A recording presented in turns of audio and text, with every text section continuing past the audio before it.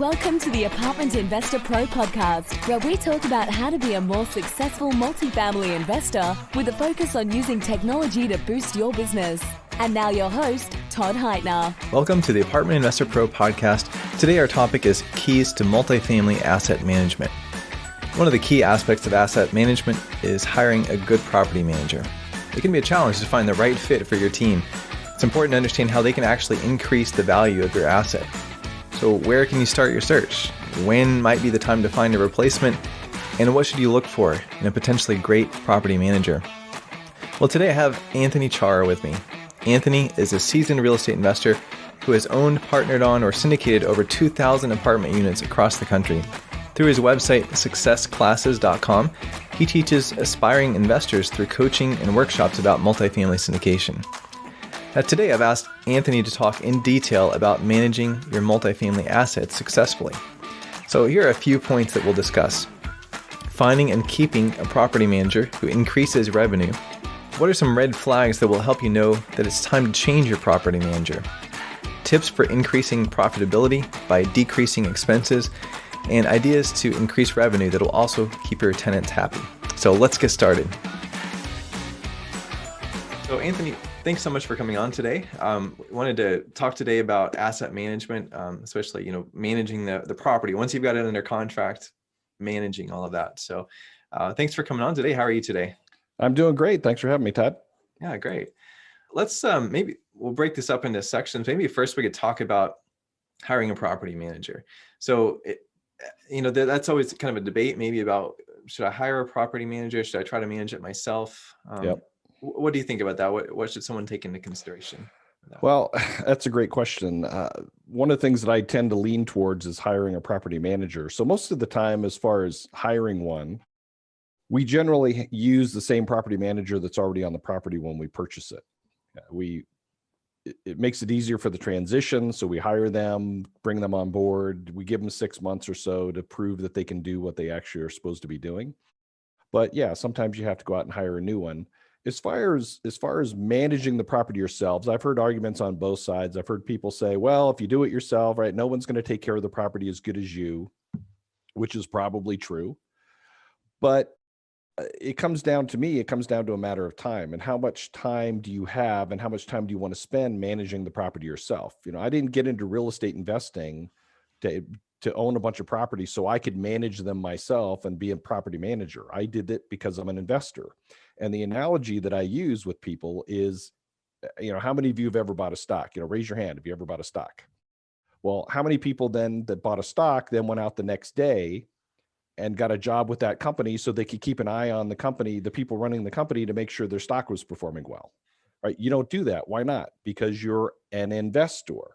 So an investor should put their money into a deal and then let the manager take care of it. That's my opinion. But some people agree with me, some people don't. That's fine. Yeah. And so you mentioned you usually keep the existing management in place. And why is that? Again, it just makes it easier for the transition. The residents already know that particular property manager. And of course, once we get in there, if we start hearing complaints about the property manager because they're rude or they don't get maintenance requests taken care of quickly enough, then we'll make a change. We'll go out and we'll hire somebody else to replace them. Okay. Have there been any cases where going into a property, you realize that the property was, the management was the problem and just start off with replacing them, or do you usually try them out for a little while and see if they improve? We'll definitely interview them, but if we know that the reason the property is having issues is because of the property manager, then we'll just bring in a new one to start with. That's actually pretty rare, though. Most of the time, if we have to hire a brand new property manager as soon as we purchase a property, in one case, it was because the property manager was also the owner of the property, and they weren't going to stick around and manage it once they sold the property. So that was an easy decision. Yeah. Another one we were looking to purchase, the owner specifically told us the reason they were selling the property is because they didn't want to fire they couldn't fire the property manager. So we can only assume that maybe it was a family thing. And they didn't want to fire the person because that would have been very awkward for them to fire them. So they wanted us to buy the property from them so we could fire them. And that way it could say, hey, it wasn't our fault. Yeah, we sold the property, but we have no control over whether or not they keep you. So, all right. Well, that's interesting. So then in a situation then where you do need to find a property manager, where would you start then with maybe looking for one? Well, if we have to hire a new one, the first thing I would do is there's a couple different websites you can go to. There's one called irem.org, irem.org. There's ccim.com. There's also narpm.org.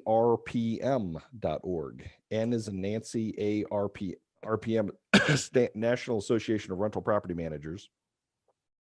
The other thing that I would do too is I would go to the local apartment association, because then you could meet up with other owners and property managers, and of course the people that run the apartment association in that area where the property is located. And I would always ask for referrals. So even though I gave you the websites first, I would generally go to the apartment association or other owners first and ask for referrals to other property managers. Because that's usually word of mouth is going to be your best bet. Anybody can advertise on the internet. Anybody can put up a website that says, hey, I'm a property manager. The key is, are they actually going to do what they say they're going to do? Yeah. Okay. Awesome. And so, so let's say you find somebody you're interested in hiring, then what kind of questions would you ask them then to try to find out, is this person going to be a good fit? Yeah, great question. I actually have about 40 to 50 different questions that I go through with a property manager. And obviously, I'm not going to go through them all today because we don't have time for it. But some of the ones that I like, of course, are I do ask them for references, but I also keep in mind that the people that they're going to give me as references are usually going to be good references anyway. So there's also questions you want to ask those people, but some of the questions you want to ask the property manager are just simple things like, how do you market to find new residents? How do you, what happens if somebody violates the lease, whether it's because they don't pay the rent on time or they're disturbing the neighbors? How do you handle that process? How do you handle the eviction process?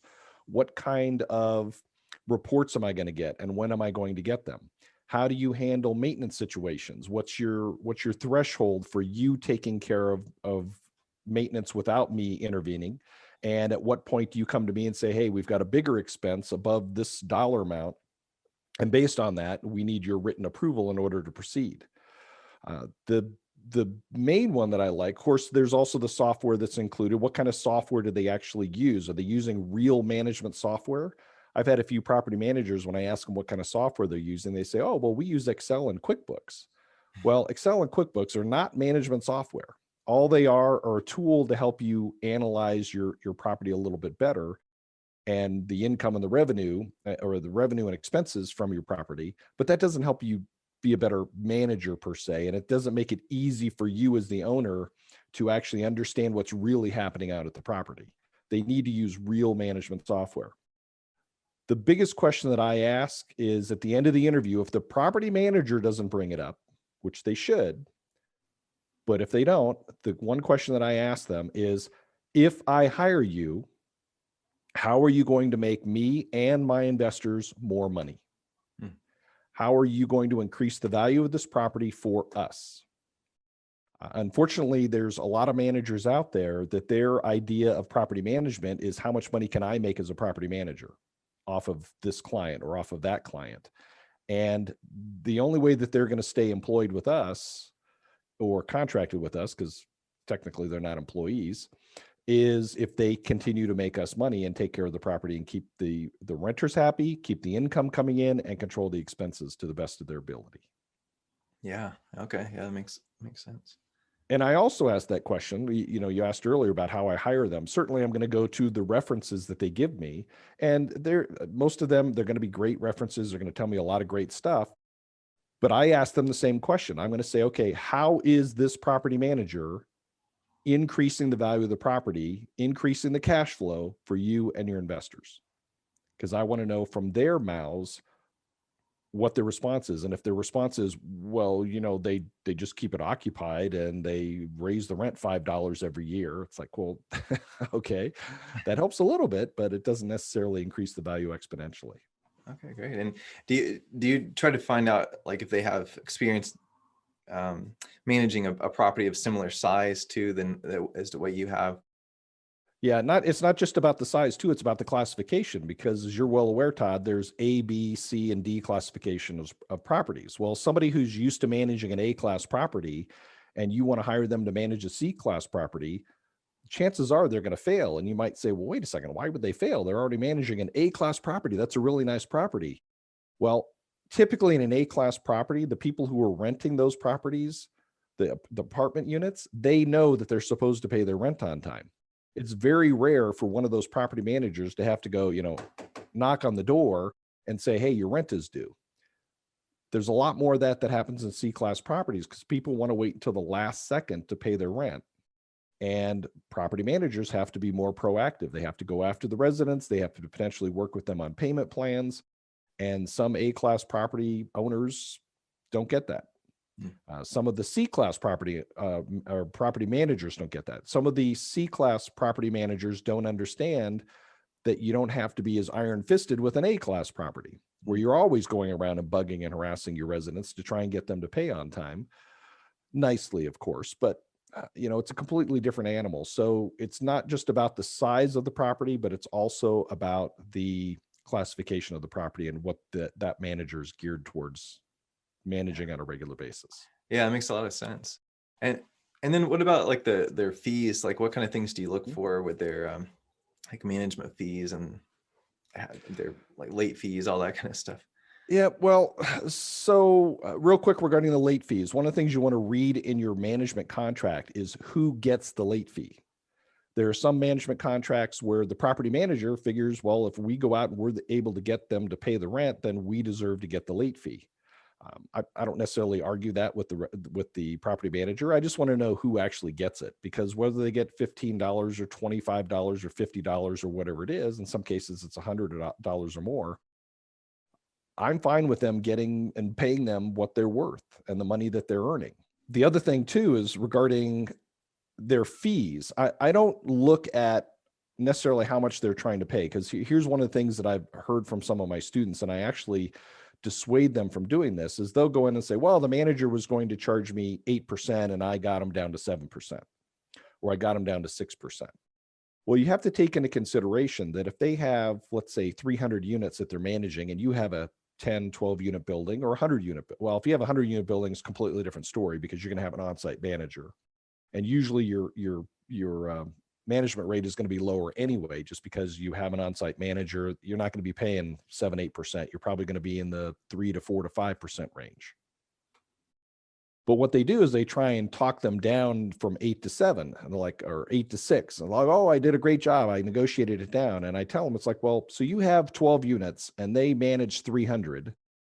And let's say they're getting 8% from all those other 288 units, except for your 12. Which ones do you think they're going to fill up first? Those at 8% or yours at 6%? Now, technically what a manager should be doing if they have multiple properties is they should be taking the residents around. If there's a bunch of smaller properties that they manage, take them around and show them a couple different properties and let the resident decide which property they want to move into. But there are some that will push people to a particular direction because they might get a higher percentage. They might get a higher, what's called a leasing fee, right? So at one property, they get, let's say, the full first month's rent, but your property, you negotiated them down to a half month's rent on that first month when they move in. Which one do you think they're going to push first? So I don't necessarily look at what they're charging.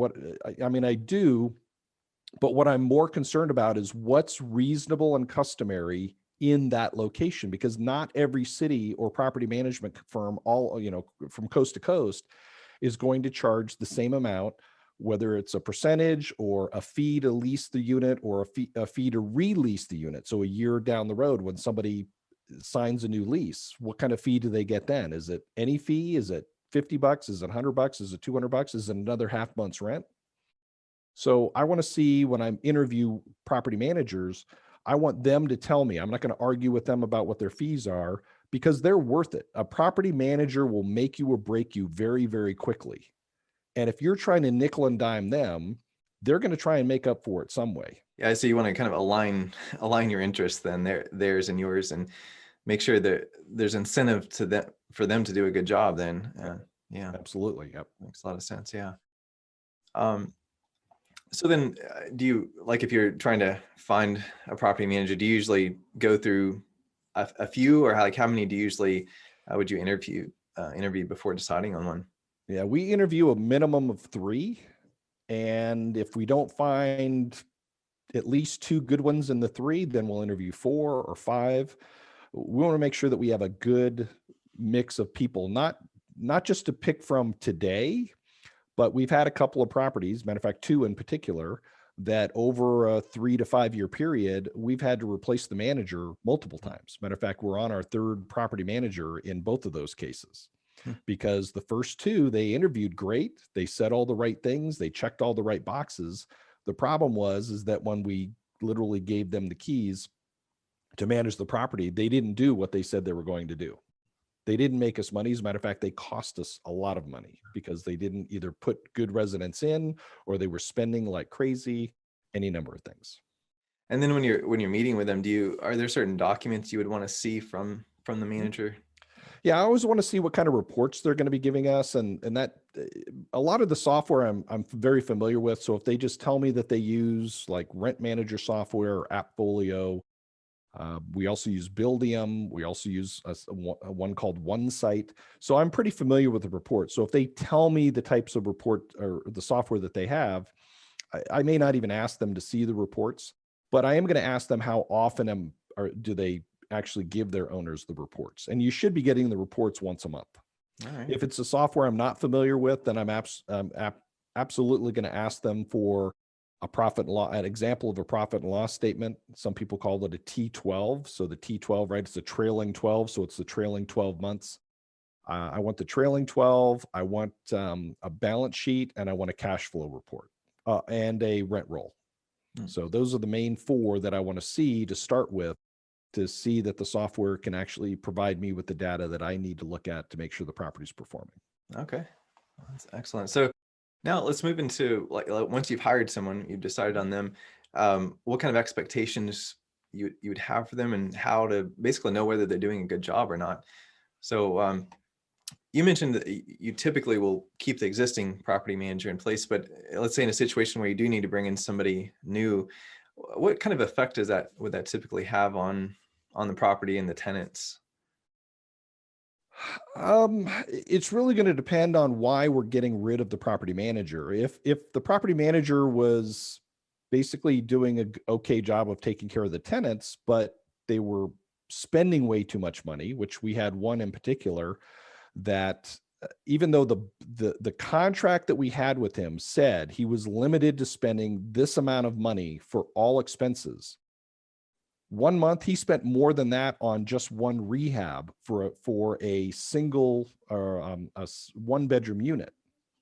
And it's like, you got to be kidding me, right? He didn't even bother to get it in writing. He didn't bother to talk to us about it. He just did that. Well, the residents, of course, seemed to like him because he was spending money like crazy. Well, you have to have a balance between income and expenses. It's not an unlimited checkbook. It's not a bottomless pit that you could just go to and keep pulling money out of to throw it back into the property. You have to be smart about how you spend your money and when you spend your money. Most of the time, the residents, if the manager's doing okay with the residents and we change them to somebody else, they're not really going to care or probably even notice it.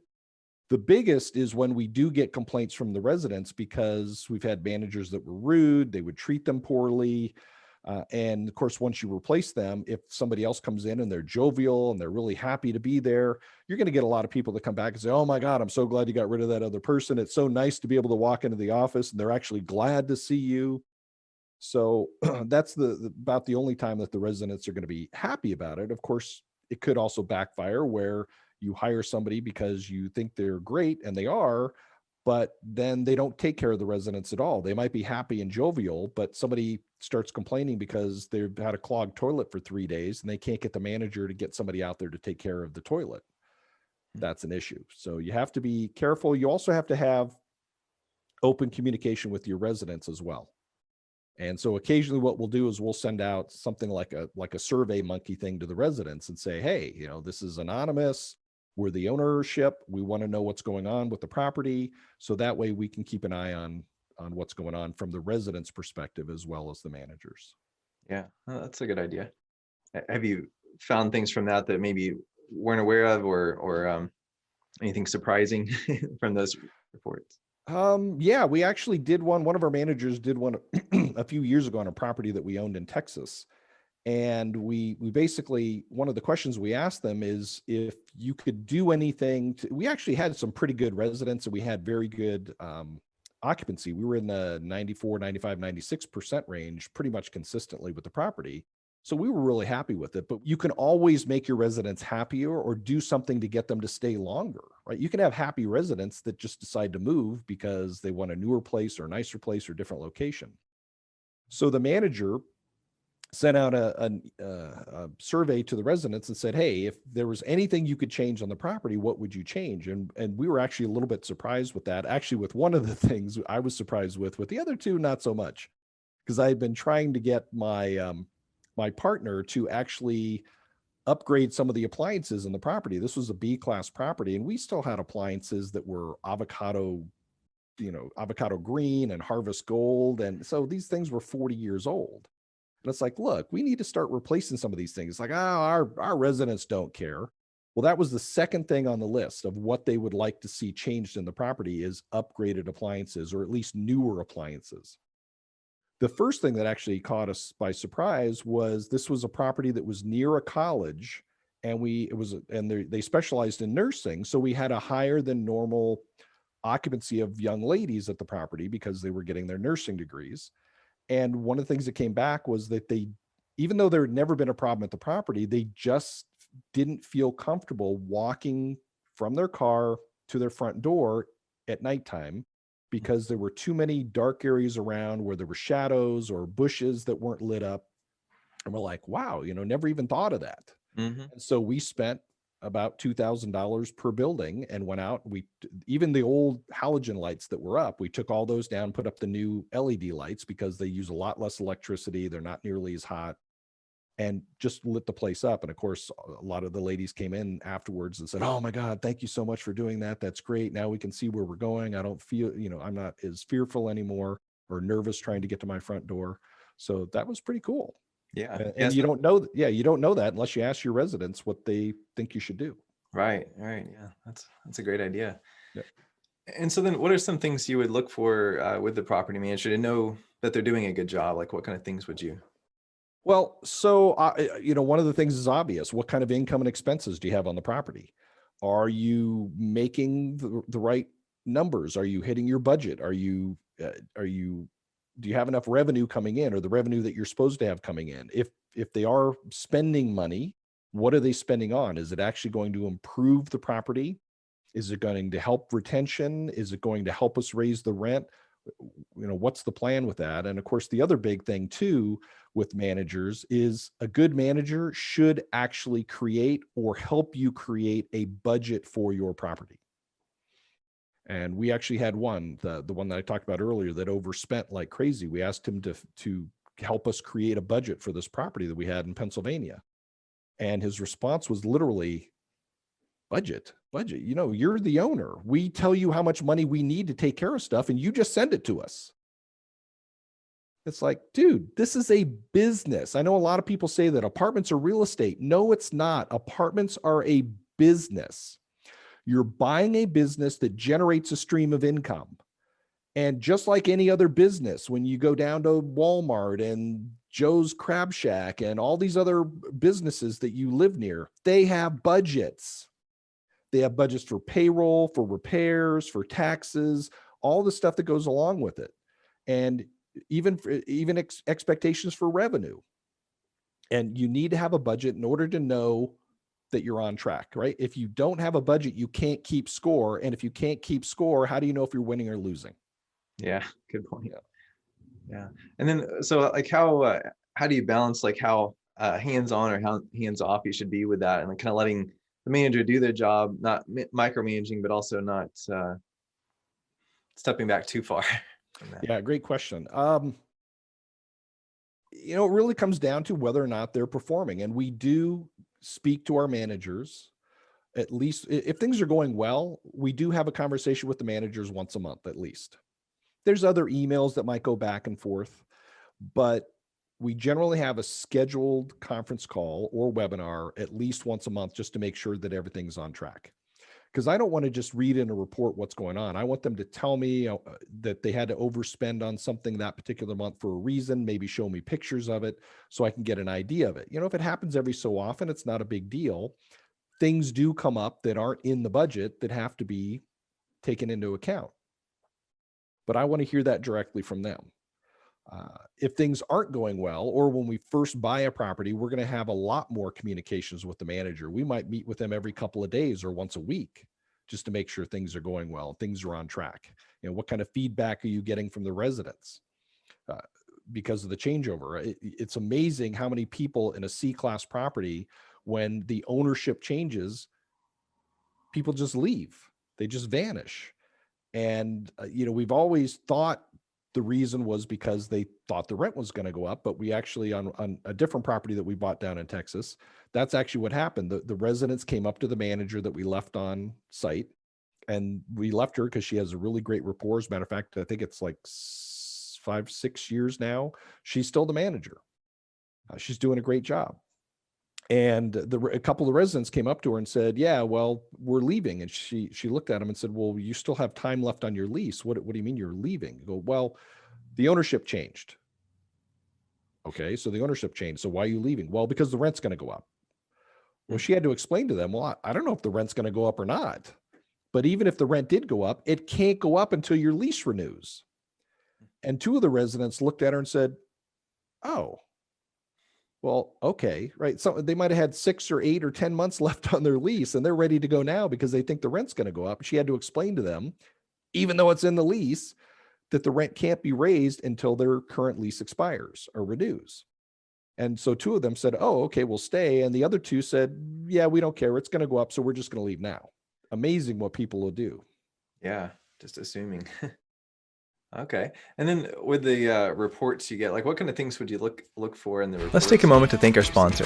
When we return, Anthony and I will be discussing tips for increasing profitability by decreasing expenses, some ideas to increase revenue that will also keep your tenants happy, and some red flags that will help you know when it's time to change your property manager. So stay tuned.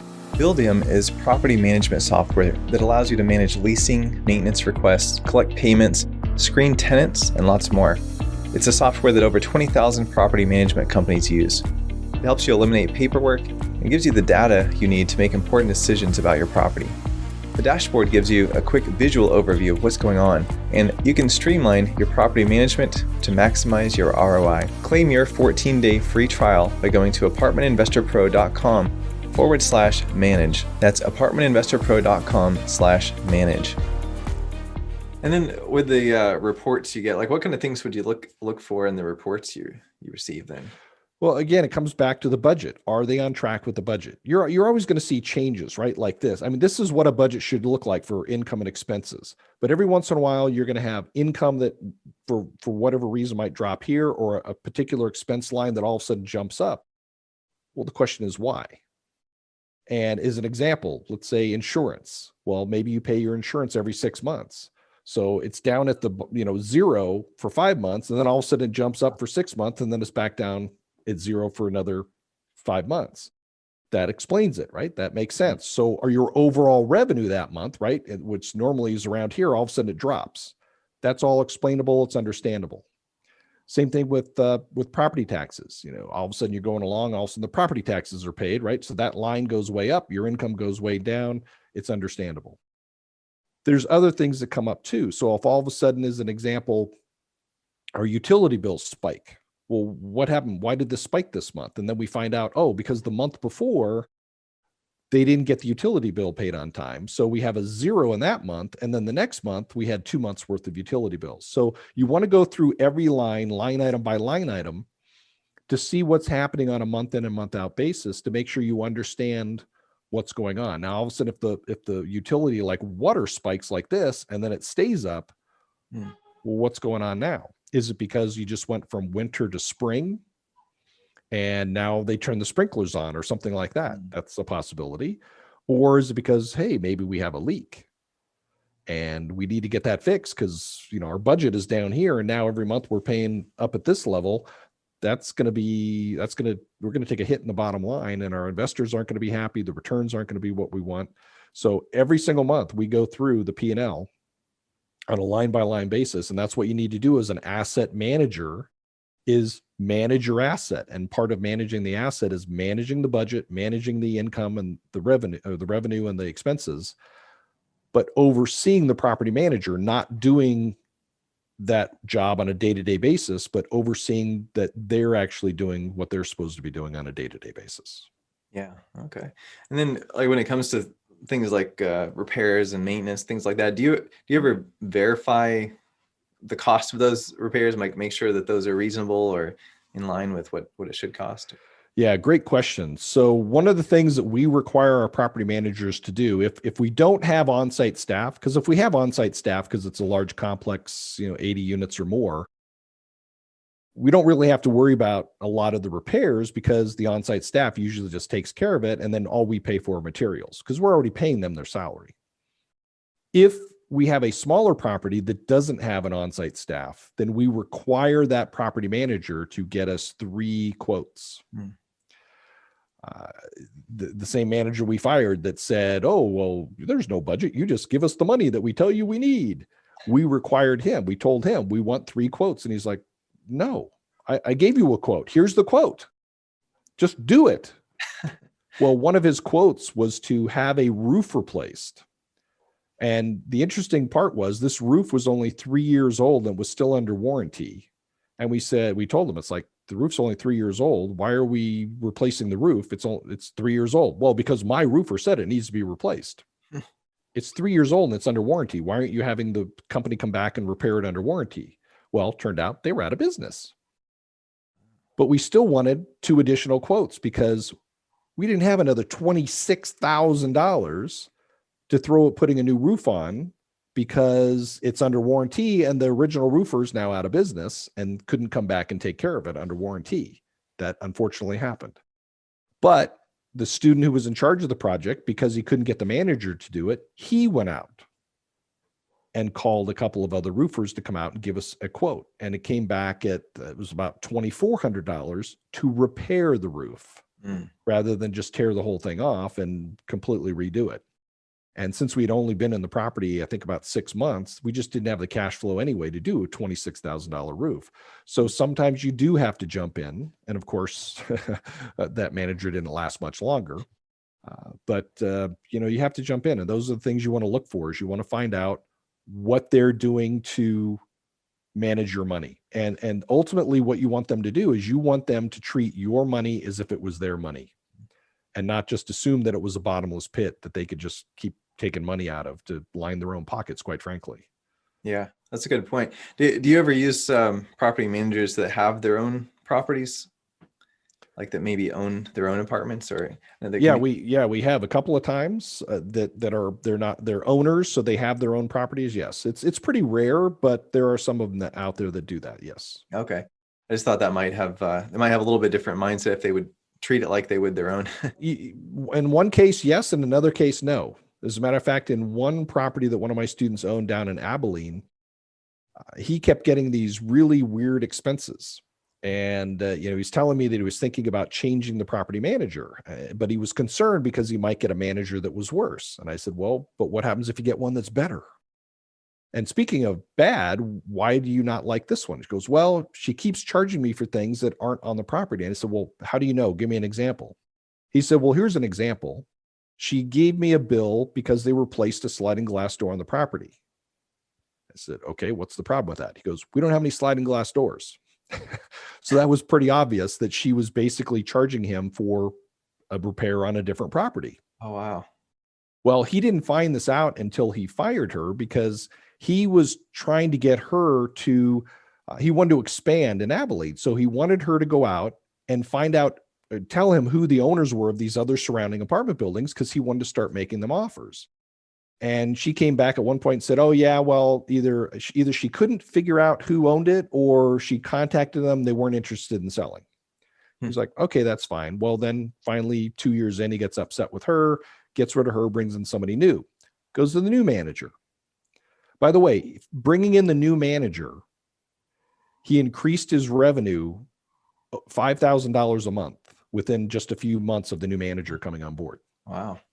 That's how much a good manager will actually save you. As a matter of fact, about 2 years ago, he had bought another new property down in Abilene, and he was so happy with her performance that he actually gifted her 3% ownership in the property to thank her for helping him find properties, plus doing a great job managing the properties. But anyway, he goes to this new manager and he says, hey, I've been trying to contact these managers around the area to see if they want to sell. Can you tell me or go out and find out who owns them? She goes, oh, well, I already know who owns them. And he's like, really? Who? He goes, your old manager. Her and her husband own all the properties.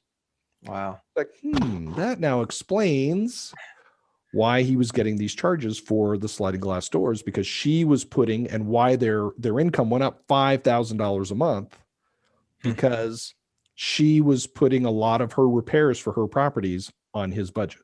Wow. Yeah, that's bad. Yeah. And I can imagine too that they're essentially a competitor too. I mean, they're probably going to give preference to their properties over yours too. So yeah, that's be pros and cons of that. That's a possibility that you need to take into consideration. So, yeah. But that the new manager, actually, she also owns some of her own properties, and she's been great. He loves her, and that's why he gifted her that 3%. Wow. Okay. Yeah. And so with your property manager, then what are some red flags that you would want to watch out for, and maybe might give you some indication it's time to find someone else? Yeah. Red flag number one is that you're getting complaints from the residents. If you do the annual polls with your residents about how the property manager is taking care of them, how they're handling complaints, how quickly are they getting repairs done, things like that. Excuse me. Some of those things are out of their control, especially if they're hiring contractors, because sometimes the contractors are just busy and they can't get out there any faster. But other times it is in their control. You want to make sure that they care about the property and that they're taking care of the property, and that you see your income, right? Again, what are you going to do to help me increase the value of the property? A good property manager is proactive. They don't come to you, or you don't go to them and say, hey, we think we should raise the rent. They should be coming to you and saying, hey, we've done what's called a lease survey or a rental survey, and we've gone out and surveyed all the other surrounding competitive properties, and we believe you can raise the rent X amount of dollars a month because of the survey that we did. That's what a good property manager should do. We think we should change from this service provider to that service provider because we believe we're going to help save you an extra 20% a year on expenses. That's what a good property manager does. Yeah. You constantly have to go to your manager and say, hey, can you go do a rental survey? And of course, that's one of the questions you ask them before you hire them is, can you provide me with a rental survey? And a lot of my students will say, well, you know what? Well, why would a manager give me a rental survey when I haven't hired them yet? It's easy. They want you to hire them, and that's why they're going to give you the rental survey. But they should be coming to you with that rental survey, right? You shouldn't have to keep going to them and prodding them to give you the rental survey. They should automatically be giving it to you at least once a year, if not twice a year. As a matter of fact, I've got a student here in Denver who actually is a property manager. And of course, she manages A-class properties. She does a rental survey every month for her owners. Every single month. She goes into her software, because the way the software is set up, she can actually go out and check competitive properties right through her software and come back and say, hey, this is what the average is in the area. You should raise the rent $25, $30, $50, $100 a month. So if you're not getting those things, then it's bad time to sign. start looking for somebody else. Okay. All right. Well, now maybe we can move into increasing profitability. So taking, a property that you have and maybe decreasing expenses, increasing income. What are some things, let's say with decreasing expenses, what are some ways that you might do that? Some of the ways you can do that would depend on what's happening at your particular area. I'm actually a very big proponent of putting in better quality flooring. A lot of people don't think about it because they look at the flooring that's in the property right now, and they could potentially recarpet an entire apartment unit for $500 to $1,000. I try and get them to put in a better quality of flooring, like vinyl plank or ceramic tile or something like that. And they'll look at that and they'll go, well, yeah, but that's, instead of $1,000, that's $1,500 to do the vinyl plank flooring. And I'll say, you know what? You're right. But guess what? In 2 to 4 years, depending on how the residents take care of that crappy, it's actually called renter grade carpet for a reason, right? In 2 to 4 years, you're going to have to replace that again for another $1,000. When do you think you're going to have to replace your vinyl plank flooring again? So one of the things that I do to decrease the overall expenses is to actually increase how much I'm spending on the property now to upgrade certain things, to upgrade things like the flooring, even putting in a better quality paint. It may not seem like a whole lot, but there's a big difference between putting in crappy low-grade paint that you can't just, after a while, if you go in and just kind of touch it up, it's going to show. You're going to see spots all over the wall. So how do you get rid of that? You have to paint the whole thing. But if you put in a better quality of paint, like a semi-gloss or an eggshell or something like that, you can literally go in and just have somebody wipe down the wall and get rid of some of the stuff that's on it and not have to worry about repainting it. Same thing with the exteriors. There's something you could do to the exterior, or if you do have to replace the roof, can you upgrade the roof to something that's going to last a little bit longer, even though it's going to cost you more now? Is it going to A, save you more money in the long run? And B, is it going to increase the value of the property? So somebody new coming in that wants to buy it from you is looking around like, wow, this thing is great. You've already done the vinyl plank. You've already put on X type of roof. You've already put on this kind of siding. There's nothing for me to do with it. It's already taken care of.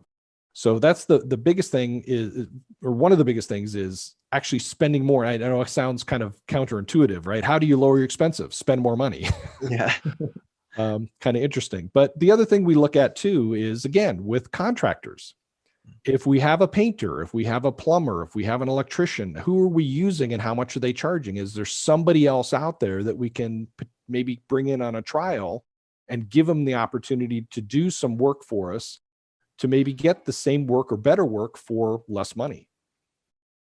You can always look at your taxes. You can always look at doing what's called a protest your taxes, right? Your property taxes. It might cost you a little bit, but you're going to save that if you can get your property taxes lowered. Even things like water bills. Are there water saving devices that you can put on the faucets? Can you put in low flow toilets? One of the things that we did on one of our properties is we got the residents to pay for their own water. We actually went in and sub-metered every single unit, and now they just pay they get a separate water bill and they pay for exactly what they're using. That was the best thing that we ever did. Cost us about $16,000 to do 74 units. And we got that money back within, I think it was 16 months, because we no longer had to worry about paying the water bill. And so it was a great way to lower our expenses. The opposite side, you're probably going to ask next, how do you increase the revenue? Well, one of the ways we increased the revenue, right, was we got the residents to pay for their own water. We also, of course, do the rental survey at least once, if not twice a year, just to see what's going on in the rental market, to see if we can raise the rent. Can we put laundry equipment on the property? Do we have laundry with a service provider where they take a huge chunk of the profit? If that's the case, how do we get rid of them and go get our own equipment? So instead of getting 40% of the quarters, we can get 100% of the quarters. And of course, if you're putting in new equipment, you shouldn't have to worry about a lot of maintenance and repairs. If the equipment's 5-10 years old, it's constantly breaking down. So that's an issue. Anything else that we can do? Another thing we've done are what are called RUBS systems, ratio utility bill back systems, where unlike the water on that one property where we could actually charge them or bill them for the exact amount they were using, you might have to prorate it on a ratio, and usually the square foot of their unit compared to the square feet of the entire complex. And they might have to pay that portion of their electricity or their water or their gas or any number of things. We started charging for pets, right? A lot of people don't charge for pets. We charge a non-refundable fee when they move in, plus we charge pet rent. So they pay anywhere from $10 to $20 to $30 per pet per month if they want to have little Fluffy with them. Yeah, that's a good idea. And so with that RUB system, does that fluctuate from month to month? Is it based on the actual usage and it just kind of divided up? Yeah, the best way to do it is to actually do it as I mentioned, is it's the square foot of their unit divided by the square foot of the entire complex. And then what you do is you get a percentage.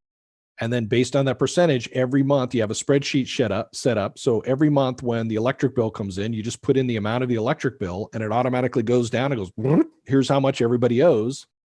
And then your property manager gives them a bill in the middle of the month that says, hey, when your rent is paid on the first of the month, you need to add $30.82 because that was your portion of the electricity. And it's all written in the lease. So, right, you can't just start charging them for it. It has to be in the lease so that they know they're going to be paying for it. Yeah. But it's pretty simple to do it at that point. We've had other properties where we charged a flat fee. I do not recommend that. We did that on one of our properties with water. We started charging $10 a month for 1 bedrooms and $20 a month for 2 bedrooms. And it's what I call the buffet effect. Within 3 months, our water bill doubled. Oh, wow. And I think it was because the resident said, well, hey, if you're going to start charging me for it, I'm going to start using it. Yeah. And the water bill just went through the roof. On the other property where we had another partner of mine had a different property where he was able to meter them and everybody's now paying for exactly what they're using. The water bill actually cut in half within 3 months. Yeah. So, huge difference. Yeah. Okay. And maybe briefly we could talk about when to fire your property manager. We talked about some red flags, things to look out for. Like at what point would you say, okay, it's enough of this, time to get somebody else?